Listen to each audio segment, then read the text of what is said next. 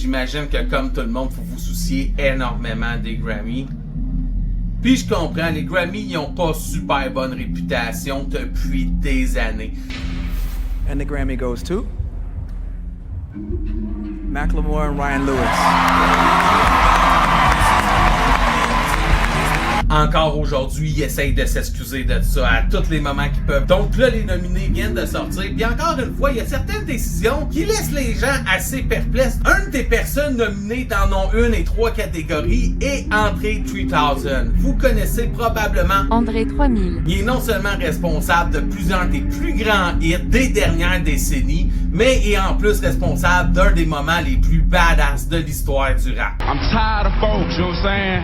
Closed-minded folks, you know what I'm saying? It's like we got a demo tape and nobody want to hear, but it's like this, the South got something to say. That's all I got to say. André 3000, justement, s'est retiré depuis quelques temps des médias. Il a décidé de prendre un break de toute cette célébrité. Ça fait plusieurs années qu'il vit comme un ermite. Il y a des gens qui le voient popper un peu partout dans des cafés. Il se pop avec sa flûte comme un bohème. Puis les gens, ils attendaient de lui qu'il sorte un album de rap depuis très longtemps. Parce que même si André 3000 est un producteur multi-instrumentiste, compositeur de fou, et surtout reconnu pour avoir poussé les limites du rap.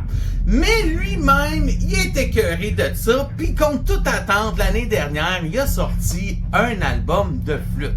Sans aucune prétention, on va s'entendre, c'est pas l'album le plus écouté sur Spotify, mais clairement, il savait. Regardez juste le titre, la première tune, ça explique tout. Je jure, je voulais vraiment faire un album de rap, mais c'est littéralement la façon dont le vent m'a soufflé cette fois. Clairement, le duo, il est rendu sur une autre planète. Lui, il s'en calisse, il a fait son cash, il a fait sa gloire. Il s'est dit qu'il sortait un album de flûte. Est-ce que d'après toi, cet album-là allait être nominé aux Grammys? Non. Puis même lui, il est surpris. Moi, au début, je pensais qu'elle allait être en crise. Moi, je pensais qu'elle allait être comme fuck, esti, maintenant, faut que je me présente aux Grammys. Mais non, en réalité, il a l'air qu'il est bien content d'être nominé dans 3 catégories aux Grammys. Lui-même comprend pas. Lui-même, il est comme, ok, jamais j'aurais guessé, genre, qu'il aurait voulu de moins.